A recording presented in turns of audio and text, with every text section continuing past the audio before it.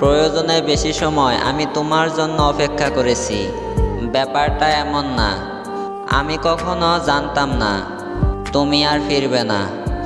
আমি জানতাম তুমি কখনো বা কোনোদিনও ফিরবে না, কিন্তু কেন জানি না মনে হচ্ছিল নতুন আরেকটা জায়গায় নতুন কারোর জন্য সময় ইউজ করা বা নতুন কাউকে সময় দেয়া বিষয়টা এত সহজ না। একজন নতুন মানুষের জন্য মনে অনুভূতি জাগ্রত করা, নতুন মানুষকে ইমপ্রেস করা, নতুন মানুষকে ভালোবাসা খুব ইজি না। এর চাইতে ভালো অপেক্ষা করা।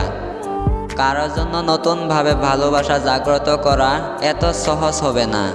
সেও আবার এমন হবে নাকি এর চেয়েও ভালো হবে, এগুলো নিয়ে মনের মধ্যে প্রশ্ন থেকেই যায়।